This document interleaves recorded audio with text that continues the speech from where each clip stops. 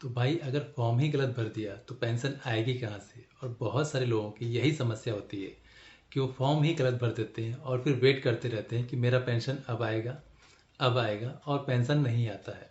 इसी के चक्कर में 5 से 6 महीने निकल जाते हैं और बेचारे लोग परेशान रहते हैं कि पेंशन अभी तक आया क्यों नहीं, फॉर्म तो मैंने भर दिया था। बट भाई साहब, जब फॉर्म में प्रॉब्लम रहेगी तो वो फॉर्म आपका एक्सेप्ट नहीं होगा, तो इसलिए वो पेंशन भी नहीं आएगी। तो इसलिए अगर आप दिव्यांग पेंशन के लिए अप्लाई करते हैं तो कुछ बातों का बहुत ही ध्यान रखना चाहिए, और वो बातें कौन कौन सी हैं मैं आज आपको इस वीडियो में बताऊंगा। मेरा नाम है नवनीत जायसवाल और बहुत बहुत स्वागत है आप सभी का। तो दोस्तों, दिव्यांग पेंशन अगर आप अप्लाई करने जा रहे हैं तो आपको कुछ बातों का ध्यान रखना चाहिए। पहली बात तो जो फॉर्मल चीज़ है वो मैं आपको बता देता हूँ। उसके बाद जब हम ऑनलाइन अप्लाई करते हैं उस पर क्या क्या मिस्टेक होती हैं वो भी मैं चीज़ आपको बताऊंगा, लेकिन सबसे पहले आपको डॉक्यूमेंट के बारे में समझ लेना चाहिए।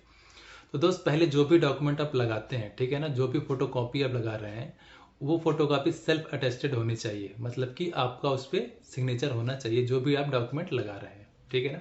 इसको आपको बहुत ही कायदे से ध्यान रखना है। दूसरी बात, आप अपना जो डॉक्यूमेंट अपलोड करेंगे ना वो क्लियर होना चाहिए। मतलब आप जब वेबसाइट पे जाके अपना डॉक्यूमेंट अपलोड करेंगे आप, तो वो डॉक्यूमेंट आपका बिल्कुल साफ दिखना चाहिए, धुंधला नहीं होना चाहिए। तो आप ध्यान दीजिएगा कि जो आप फोटो कॉपी करा रहे हैं वो भी साफ रहे, धुंधला न रहे, आपको इसको ध्यान रखना है। और इसके अलावा एक चीज़ का और आपको ध्यान रखना है, खास करके आपका पासबुक जो रहेगा ना, तो उसको जब आप फोटो कॉपी कराएंगे तो आपका अकाउंट नंबर उसमें स्पष्ट दिखना चाहिए। इसको आप खास करके ध्यान रखिएगा। और अकाउंट नंबर के साथ साथ आपका जो IFSC कोड होता है ना, वो चीज़ें क्लियर दिखनी चाहिए। तो आप फोटो कॉपी कराते हुए इसका मुख्य रूप से ध्यान रखिएगा और उसको अटैच जरूर कर दीजिएगा। तो ये तो हो गया डॉक्यूमेंट की बात। यहाँ पे एक चीज़ और मैं क्लियर कर दे रहा हूँ, आपका जो इनकम सर्टिफिकेट बनेगा ना वो ऑनलाइन होना चाहिए, ऑफलाइन वाला यहाँ पे नहीं लगता है। इसके अलावा बाकी और जो डॉक्यूमेंट है वो सारे भी आपके क्लियर होने चाहिए, ठीक। तो ऑनलाइन अप्लाई करते हुए किन किन बातों का ध्यान रखना है, जब आप फॉर्म भरेंगे ऑनलाइन पे तो आपको किन किन बातों का ध्यान रखना वो भी मैं आपको दिखाता हूँ। और मैं ले चलता हूँ आपको दिव्यांगजन सशक्तिकरण विभाग की वेबसाइट पे, जहाँ से आप पेंशन के लिए अप्लाई कर सकते हैं। तो ये वेबसाइट मैं आपको दिखा रहा हूँ, ये यूपी उत्तर प्रदेश सरकार का है। तो जनरली अलग अलग स्टेट के अलग अलग वेबसाइट हो सकती है। जब आप फॉर्म फिलअप करते हैं तो जो डिटेल दी गई होती है ना वो मोस्टली जो है कॉमन ही रहता है, तो मिस्टेक के चांसेस जो होते हैं वो भी जनरली कॉमन ही रहते हैं। तो इस वेबसाइट के माध्यम से मैं बाकी चीज़ें भी आपको बता दूंगा, चाहे आप किसी भी स्टेट के हो, तो इन चीज़ों का आप जरूर से ध्यान रखिएगा। तो आइए चलते हैं वेबसाइट पे और देखते हैं क्या क्या मिस्टेक नहीं करनी चाहिए हमको फॉर्म अप्लाई करने के समय। तो मैंने दिव्यांगजन सशक्तिकरण विभाग की वेबसाइट ओपन कर ली है और आइए अब देखते हैं इसमें क्या क्या मेन पॉइंट हमको ध्यान रखने हैं ऑनलाइन अप्लाई करते हुए। तो दोस्त, इसमें जो सबसे पहला आप डिटेल इसमें देखोगे तो आपको यहाँ जनपद दिया हुआ है, तो इसको मैं नहीं डिस्टर्ब करूंगा। ये तो आप जिस भी जनपद के हो आप सेलेक्ट कर लेना, ठीक है। यहाँ पे आपका निवासी दिख रहा है, नगरीय या फिर ग्रामीण। तो आप जिस भी एरिया के हो, चाहे ग्रामीण हो या फिर नगरी हो, उसको आप सेलेक्ट कर लेना। यहाँ से आपको अपना तहसील सेलेक्ट कर लेना है कि आप कौन से तहसील के हो, ठीक है। तहसील सेलेक्ट कर लेना। ये ब्लॉक हो गया, चूंकि ये तो कॉमन है, इस पर मेरा ज़्यादा उद्देश्य नहीं था, मैं इसको जल्दी जल्दी भर दे रहा हूँ, ठीक है। मेन चीज़ कहाँ पे आता है, तो ये चीज़ें तो कॉमन थी हो गई। देखो दोस्त, अब यहाँ पे नाम आता है आवेदक का नाम, यहीं पे आपको ध्यान देना है। ये आवेदक का नाम वाला जो सेक्शन होता है ना, ये मेन होता है और यहीं पे आपको फोकस करना रहता है, ठीक है। यहाँ पे लिखा हुआ नाम जो आधार कार्ड में अंकित हो। अब आपको यहाँ पे ध्यान देना है कि आपका जो नाम है ना वो हर डॉक्यूमेंट में आपका एक जैसा होना चाहिए, मतलब कि आपके आधार में भी आपका नाम एक हो और आपका जो बैंक अकाउंट है उसमें भी नाम आपका एक ही जैसा होना चाहिए, मतलब कि स्पेलिंग तक का मिस्टेक नहीं होना चाहिए, ठीक है ना। जैसे एग्जाम्पल के तौर पे कुछ लोग राजन लिखते हैं, RAJAN, ठीक है। तो उसमें अगर स्पेलिंग का कहीं कुछ मिस्टेक होता है तो वो प्रॉब्लम आ सकता है। हो सकता है किसी डॉक्यूमेंट में आपका राजन हो, दूसरे में आपका राजन कुमार हो, तो ऐसा भी नहीं होना चाहिए।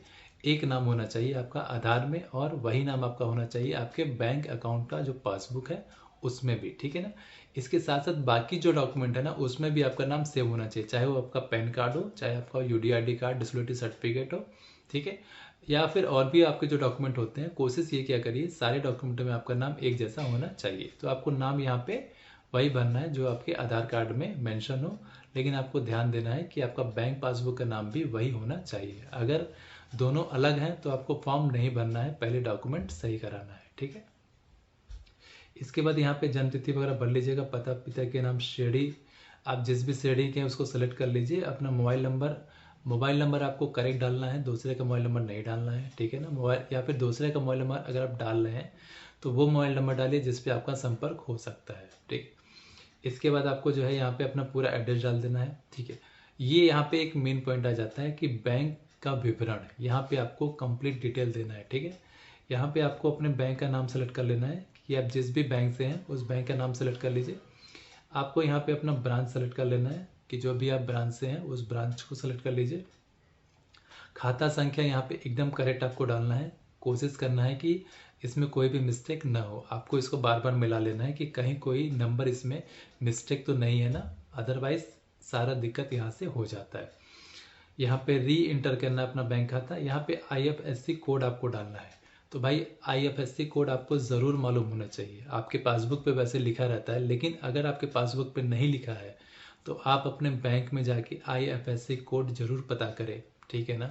बिना पता करे फॉर्म मत भरें, क्योंकि अगर आपका IFSC कोड गलत हो जाता है तो आपका पेंशन जो है वो रुक जाएगा। तो इसको आप खास रूप से ध्यान रखिएगा। IFSC कोड जब आप भर देंगे, वैसे आप जब कोशिश करें जब आप बैंक शाखे का नाम डालेंगे ना तो आपका IFSC कोड यहाँ पे ऑटोमेटिक ले लेता है, लेकिन एक बार आप अपने पासबुक पे जो IFSC कोड लिखा है उससे जरूर इसको मैच करा लें, ठीक। आय का विवरण यहाँ पे आपको दे देना है, ठीक। तहसील द्वारा जो आय प्रमाण पत्र है उसका यहाँ पे आपको नंबर लिखना है, जो एप्लीकेशन नंबर होता है, और यहाँ पे आपका जो सर्टिफिकेट का क्रमांक होता है, ठीक है ना, वो यहाँ पे आपको लिख देना है इस वाले सेक्शन में। उसके बाद फिर आपको दिव्यांगता का प्रकार लिखना है। यहाँ पे आपको सही दिव्यांगता सेलेक्ट करनी है, ठीक है। तो आपको कैसे करना है कि आपका जो डिसेबिलिटी सर्टिफिकेट है उस पर जो आपकी डिसेबिलिटी लिखी हुई है उसको ही यहाँ पे मेंशन करना है, ठीक। उसके अलावा फिर यहाँ पे आपको प्रतिशत लिख देना है, और आपके दिव्यांगता का प्रमाण पत्र संख्या क्या है वो यहाँ पे आपको मेंशन कर देना है।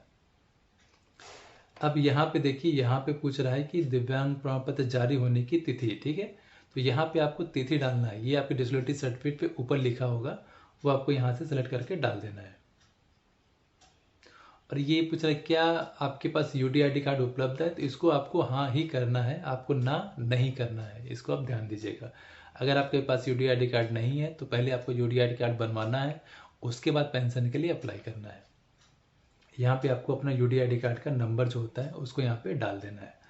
उसके बाद यहाँ पे आपको अपना डॉक्यूमेंट अपलोड करना है जिसमें आपका फ़ोटो रहेगा, जन्म तिथि रहेगी, जन्म तिथि में जो है आप अपना हाई स्कूल का मार्कशीट या फिर अपना आधार कार्ड भी आप यहाँ पे डाल सकते हैं। कुछ जगहों पे कुटुंब का रजिस्टर भी लगता है, लेकिन मेरे ख्याल से अभी वो बंद हो गया है। यहाँ पे आपको ग्राम सभा का जो प्रस्ताव होता है उसकी कॉपी यहाँ पे आपको अटैच करनी है।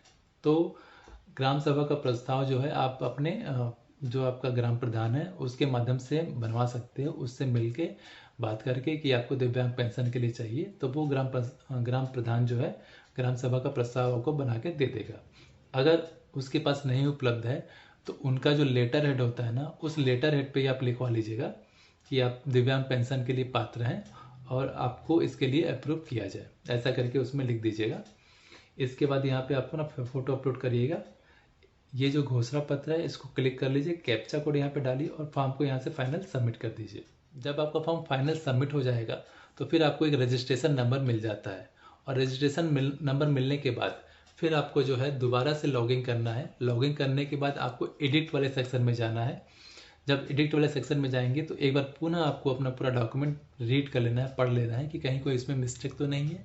अगर कोई मिस्टेक है तो आप उसको करेक्शन कर सकते हैं। उसके बाद फाइनल जाके आपको फाइनल सबमिट करना है। तो दोस्तों ये ध्यान रखिएगा कि फाइनल सबमिट करना बहुत ही ज़रूरी होता है, क्योंकि जब तक आप फाइनल सबमिट नहीं करते हैं आपका फॉर्म जो है जांच के लिए नहीं जाता। कुछ लोग क्या करते हैं कि फर्स्ट फॉर्म होता है बस उसको ही सबमिट करके छोड़ देते हैं, एडिट करने के बाद फाइनल सबमिशन नहीं करते हैं। तो आपको ये मिस्टेक नहीं करना है, आपको एडिट करना है, लॉगिन करने के बाद एडिट करना है, और एडिट करने के बाद नीचे जाके जो है आपको फाइनल सबमिट कर देना है। और फाइनल सबमिट करने के बाद आपको प्रिंट आउट निकालना है, और वो प्रिंट आउट ले जाकर आपको दिव्यांगजन सशक्तिकरण विभाग में जमा करना है। और उसके साथ साथ आपको अपना दिव्यांग प्रमाण पत्र, UDID कार्ड और आधार कार्ड, ये तीनों भी उसके साथ अटैच कर देना है और इसको ले जाके वहाँ पे जमा कर देना है। जमा करते हुए एक कॉपी आपको, मतलब उसकी एक कॉपी करा लीजिएगा, फोटो कॉपी, और उसकी रिसीविंग ले लीजिएगा और उस पर डेट लिखवा लीजिएगा कि किस डेट में आप इसको सबमिट कर रहे हैं, ताकि 1 महीने 1.5 महीने बाद अगर आपका बाय द वे पेंशन नहीं आता है तो आप उस डेट के साथ जाके वहाँ पे जांच करा सकें कि अभी तक आपका पेंशन क्यों नहीं आया है। ठीक है, ध्यान रखिएगा कि जब भी आप जांच कराने जाते हैं तो अपना पासबुक जरूर लेके जाइएगा, क्योंकि पासबुक से ही वो चेक करते हैं कि पेंशन अप्रूव हुआ है कि नहीं हुआ है, या फिर खाते में ट्रांसफ़र हुआ है कि नहीं हुआ है। तो इन सारी बातों का आप ध्यान रखिएगा। इसके साथ साथ आपका जो बैंक अकाउंट है वो एक्टिव होना चाहिए, ठीक है ना, उसमें से पैसे का लेन देन होते रहना चाहिए। अगर वो बंद हो गया है तो भी आपका पैसा आने में प्रॉब्लम आएगी, और उसका केवाईसी जरूर करा लीजिएगा। ठीक है, आपका बैंक अकाउंट जो है उसका केवाईसी जरूर अपडेट कर दीजिएगा। कुछ लोगों का काफ़ी दिनों से केवाईसी अपडेट नहीं हुआ रहता है तो भी आपको प्रॉब्लम आ सकती है। तो दोस्त, ये छोटी छोटी बातें हैं जो अक्सर लोग ऑनलाइन अप्लाई करते हुए गलत कर देते हैं, और इसके कारण क्या होता है कि उनका जो पेंशन होता है, जो पेंशन अप्लाई किए होते हैं, वो रुक जाता है या फिर अप्रूव नहीं होता है। और एक बार अगर आपका जो आवेदन है वो लॉक हो गया ना, तो फिर आपको दोबारा से खाता खुलवाना पड़ेगा। तो इसलिए इन सारी बातों का आप जरूर से ध्यान रखिएगा। बहुत ही इंपॉर्टेंट चीज़ है ये, इसको अवॉइड मत करिएगा। उम्मीद करता हूँ कि जानकारी आपको अच्छी लगी होगी। तो वीडियो को लाइक कर लीजिएगा, चैनल को सब्सक्राइब कर लीजिएगा और शेयर जरूर करिएगा। धन्यवाद।